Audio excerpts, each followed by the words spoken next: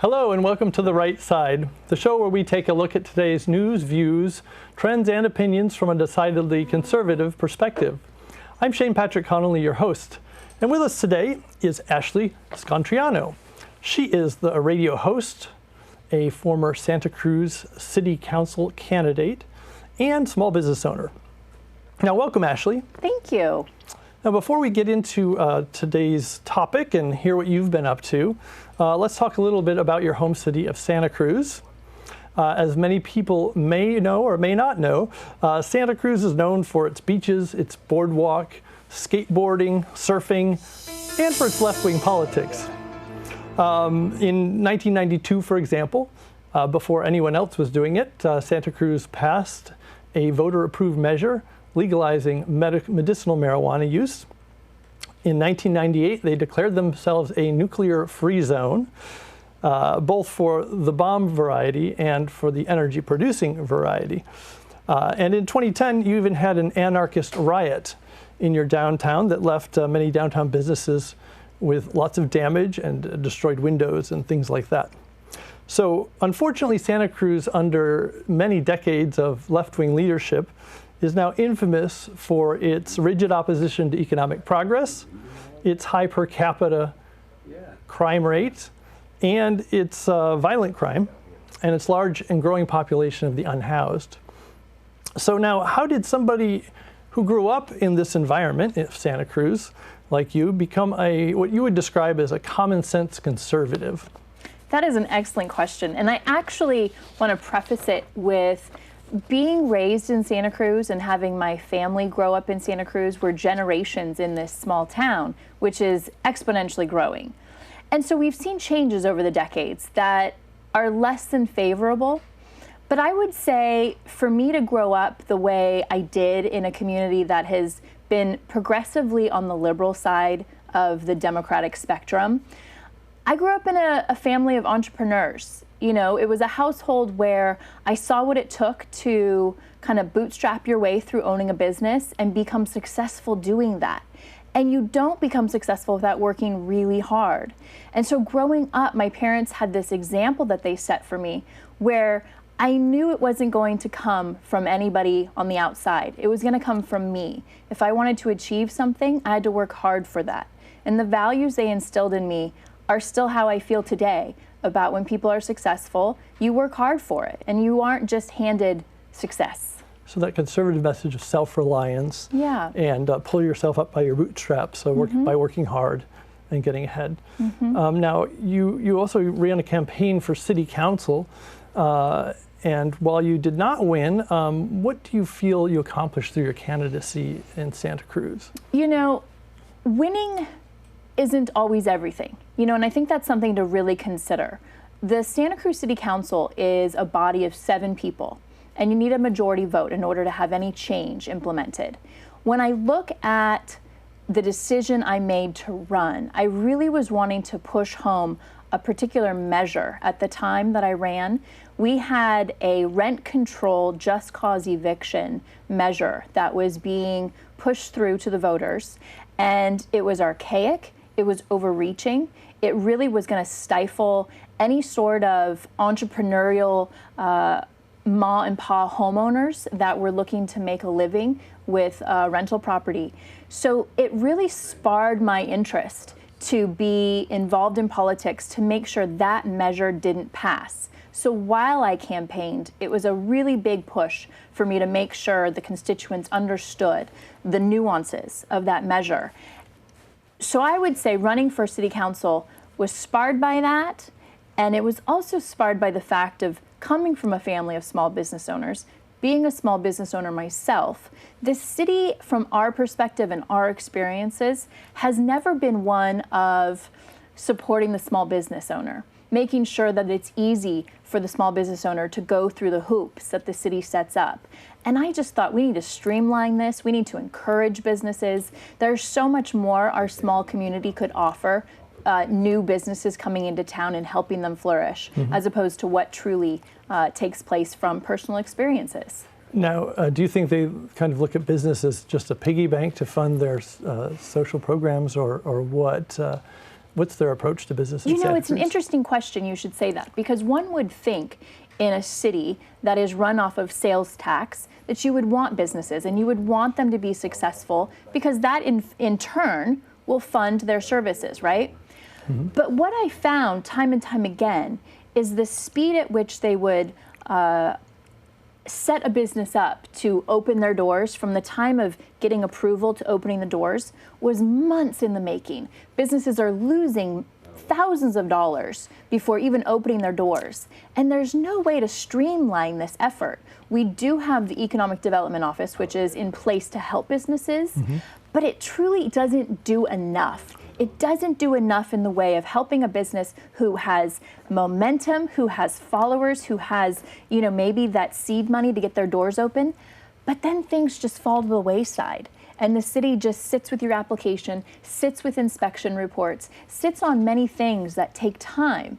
And these businesses' doors don't open. And when they finally do, we're going to get into this later, I know. When they finally do, the environment of which Santa Cruz festers and almost supports really becomes a hardship for businesses. So I wanted to see everything cleaned up.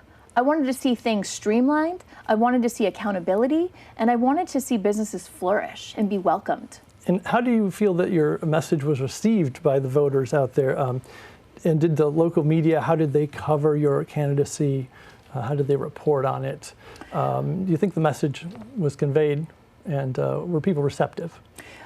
My experience with the media was kind of neutral, if you will. The local papers would report on our forums, and they were quite balanced. The television news didn't really focus on city economics as far as candidates. I would say, you know, as far as being out there with my message and having the community hear my message, it definitely was being received. There just wasn't enough people that were sort of on my side to really make an impact. Santa Cruz is inundated with what locals call the machine. The machine is really implemented to push certain candidates through an election, and they help generate money, sponsorships, different events to kind of pull in supporters. And if you are not part of the political machine, you really are on your own, and you have to drum up supporters. You have to make sure your message is heard clearly, and that others that are a little bit stronger in numbers don't try to tweak your message, if you will. You know, politics isn't cut and dry. Politics has a lot of up and downs, and I learned that as being a candidate, that you definitely need to grow a thick skin fast. And as much as I was confident in my message, change is hard for people. And I was the candidate that was kind of rattling the cage and wanting to see change. Right. And that's a scary concept for a lot of people. Well, I think you're definitely planting seeds there. And just so people understand, this is a nonpartisan race, right? So there Absolutely. aren't parties per se involved in these races. Really good of you to mention that, because in Santa Cruz, where we have predominantly been a liberal community, one will quickly label you a conservative, regardless of being a nonpartisan position. Okay. You're quickly labeled with a title. And in fact, as I was campaigning and going door to door, the first question I would get was, "Are you a Democrat? Are you a Republican?" And I would say, "This is a nonpartisan position. I just want to talk to you about the subject matter of our community." "Well, if you're not a Democrat, I'm not voting for you." I thought, geez, way to listen with an open mind. So while it's nonpartisan, the constituents really want to label you. Well, I think you have, though, planted some seeds with the voters, because I mentioned earlier the problem of some of the problems that Santa Cruz faces. And one of those, and it's a problem we face throughout the Bay Area and throughout California, especially in the liberal-dominated coastal cities. Yes. And that is the problem of the unhoused. And here in Santa Clara County, we just completed our biennial census.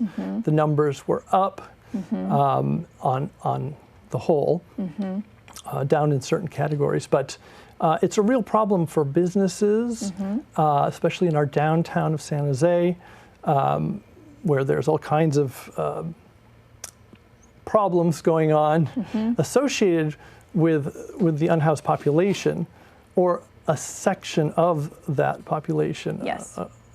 And so, what are you experiencing in Santa Cruz?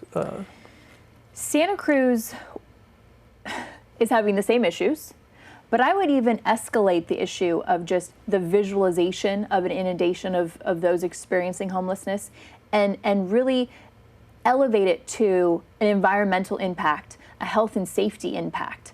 What we have in Santa Cruz is, in the city proper, 65,000 people. We are only 5 square miles. We are a very small community. Now, don't quote me, because as I say 5 square miles, I could be a little off, but we're quite small. San Jose, Mountain View, the Bay Area has a little bit more of spread than Santa Cruz San Jose is does. about 180.6 square miles or something like that. There you go. So huge differences, right? So in the city itself, you know, the public is really strapped to feel the impact. We feel the impact in our neighborhoods. We feel it when we go out to restaurants in our downtown corridor. We feel it when we go to the parks. I mean, every nook of our community is inundated with a population of people that either is choosing to be homeless, because there's a triage effort, I think, in a lot of communities that needs to take place with our homeless population. You know, some are choosing it, some are addicted to drugs, and some are mentally ill. And so I think every community in our nation is feeling this impact. And for Santa Cruz, we keep servicing this population. And the state just provided $10 million to our county to solve the homeless crisis. So $10 million to go into a community that then siphons money into different nonprofits and different services really has been an old model, if you will, for decades. And we see the population growing. So I question whether or not this is actually the avenue we should be taking, when the government gives money to the counties and the counties give it to the city, and then the city continually gives it to the nonprofits. It just feels like this homeless industry of everyone making a little bit off of someone else's demise.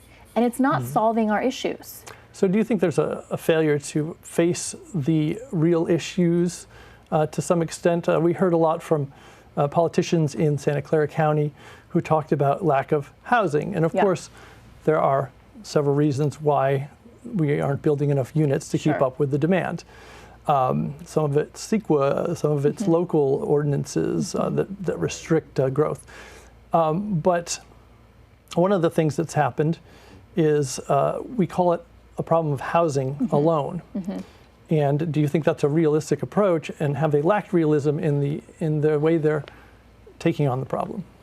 So it's twofold. It's actually probably more than twofold, because while people say it's a housing problem, others say it's a mental illness problem, others say we need to get people into rehab. Yes, there isn't enough housing, but I would challenge this narrative, if you will, and really question, there's a law that states you can't enforce sleeping outside unless you have enough beds to offer those, right? So if you don't have enough beds in the shelters, you cannot ticket or patrol those that are sleeping outside. So therefore everyone thinks, well, let's just create more beds and everyone will have shelter. But I honestly don't think that's really, for some, yes, that will help. But I honestly don't think that's the cure-all, because we have people that are choosing homelessness. We have shelters that have space right now, but they have guidelines, they have rules. You can't be a drug addict. You have to be clean and sober. You know, the amount of property you bring with you has to be limited. We don't have enough room for you to locker all your belongings. So there are beds out there, but it's a matter of it not fitting within the rule set of this demographic. And so I think this is where we need to start talking about accountability. We need to start talking about accountability of our politicians to hold electeds responsible for implementing programs, to where those we're trying to service and help have to be held accountable as well. You know, there's a time where you have to check in to be there for the night. There's maybe different chores and duties you have to do when you're at the shelter. You know, giving people a sense of purpose is what everybody needs. If you don't hold people accountable for something free you're giving them, why do they need to work for it?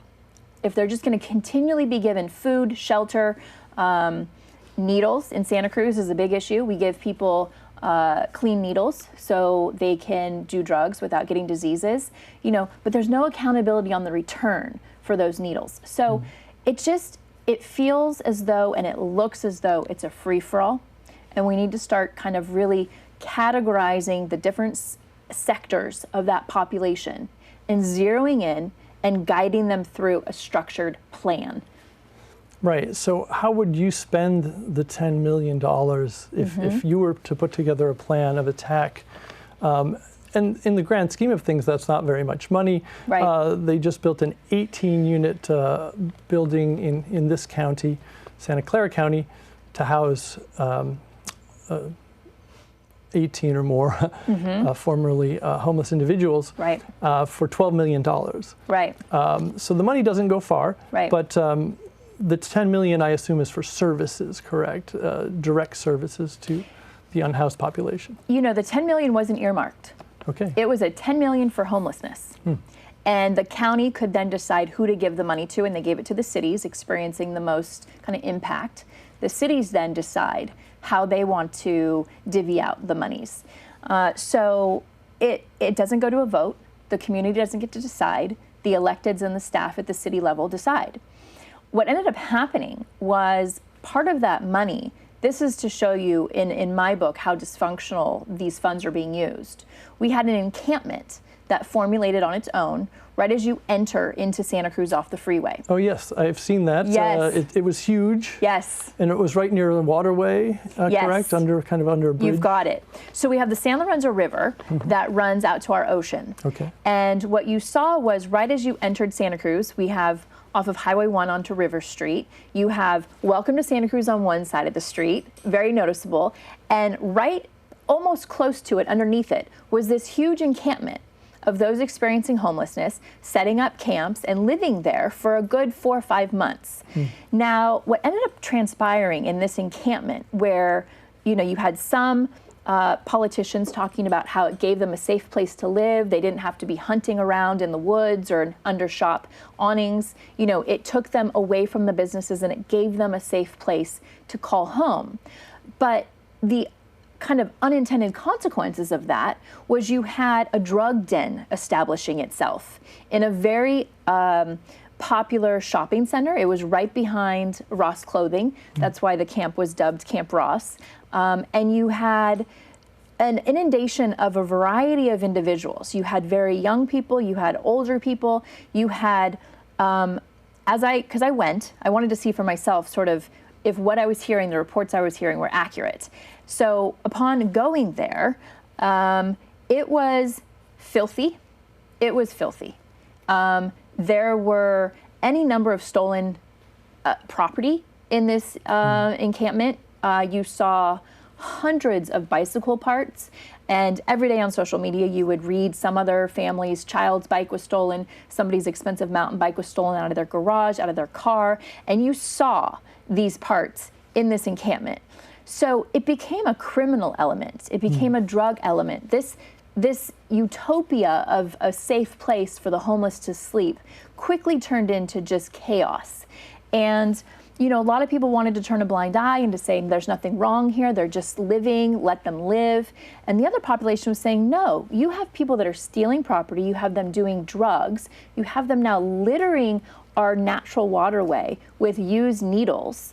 This is not okay, we can't continue this. The rats started popping up. And then if you remember, down in Los Angeles, they were having reports of typhus. Yes. And so this was a real concern for our small community. You have people living in this small enclosed area. Hygiene is questionable, even though we were providing through tax dollars, porta potties and washing sinks. It was the health conditions of those living there and then going out into our community it was unkept at best. And we had some ODs out of that camp as well. So there were about 5 to 6 deaths that came from that camp in a 4 to 5 month period. Unacceptable. So that doesn't sound very compassionate to leave people out there to basically take their own lives through drug addiction, right? Yes. Has Santa Cruz approached this problem in a way that some grassroots activists here in Santa Clara County are trying to promote? Is the adoption of conservatorships like they're getting to be able to try in San Francisco as a pilot program? Or Laura's Law for the mentally ill who cannot make good decisions for themselves. They can be required to attend outpatient care by a court if they've had a run-in with the law. Has any of that been attempted yet in Santa Cruz County? Yes, but I would say the efforts are minimal. What you have is the county health department definitely has social workers that are out there working with patients that are trying to really build a rapport and understand their needs. You have a homeless service center which has about 13 beds. That's it. Wow. For those that are having mental illness issues. And they really are not able to stay there for long periods of time. Now, the one major facility that we have in the city has about 3 different quadrants. One offers family shelter, one offers medical shelter, like for someone who's just getting out of the hospital to go mend themselves and then move on. And then we have more long-term housing for those that are trying to build up their resume, get some work experience, to get a place of their own. And they get to stay there for 12 months while they're kind of building up their resume, if you will. So when you talk about is housing an issue, well, certainly. For those that are willing to put in some effort, those are willing to get sober, those are willing to go find a job, want to find housing and afford rent every month. Yes, we definitely could use more housing services for the people that are really wanting to work at it. But we have a huge population of people who aren't there, who aren't ready to work at it. They're happy being on the streets, doing drugs. And we then kind of allow this behavior by supplying them needles to continue this behavior. And I say, you know, when is enough enough? If you or I had a family member that was using drugs that could potentially OD at any time, I certainly would not want to continue that behavior from the city, just turning a blind eye and saying, well, let's just keep giving them clean needles. Hope they don't OD, and eventually come and have a moment of clarity where they want to get clean. I just think we don't have time to wait for that. Yeah, and a lot of these folks have had interactions with the public safety justice system. Yes, a lot of them. And with some of these other tools, there would be an opportunity to say, enough's enough. You need to get help, whether you are cognizant of that right at the moment or not. True. And I think that would probably help in that situation. And do you think that the criminal justice reforms or the loosening of the laws and sentencing has had any impact on the growth in homelessness? Huge growth. I think it really plays hand in hand. You know, with the voters being so confused as to what Prop 47 and 57 stood for and AB 109, the language on it was really confusing to the voters. And unfortunately, what it's left us with is a lot more criminals out on our streets. The jail system can't hold them because they have no longer committed a felony. They've all been reduced to misdemeanors. So we're seeing this all across the state, and it's really impacted our communities. Now we have petty theft happening all the time that we can't penalize for. Up to $900 of stolen property is just a misdemeanor. These are things that truly impact a small community, and really any community. Small business owners suffer from these losses. Communities suffer from feeling safe. It really has hampered, I think, the overall well-being of our state and our smaller communities. I hope when this hits the ballot in 2020, which it should, that voters really reconsider what these props meant to our community, and we hold people accountable. Yeah, and so there are reforms, as you mentioned, the Safer, Keep California Safe Act, I believe it's called. And so I'm looking forward to being able to vote to support that. Absolutely. I think that's an important change, just to adjust some of these laws so that we're not quite as loose. We've seen the huge increase in burglaries and car break-ins and petty crime that really are a detriment to quality of life and to your business tax revenues in a downtown area. We've seen it in our city of San Jose as well. So in the last few minutes that we have together, maybe you can tell us a little bit about your platform that you have. You have a weekly radio show called Common Sense on AM 1080 KSCO in Santa Cruz. And how's that being received? And just give us some final thoughts about it. Yeah, you know, with having lost my my run for city council, it really has been a great segue into being able to have kind of a pulse on the local politics and to bring that to the airways and to bring that to the people. A lot of times we get so busy with our work, with our families, that we kind of lose touch politically as to what's going on. We don't have time to keep up on it. And there's a lot that takes place at our city council meetings. There's a lot that takes place at our board of supervisors meetings, just small commissions, offspring commissions, the public safety commission. There's a lot of decisions that are being made. And I'm thrilled to have this opportunity to be able to keep people in the loop, to be able to continue educating the public on what they need to know about.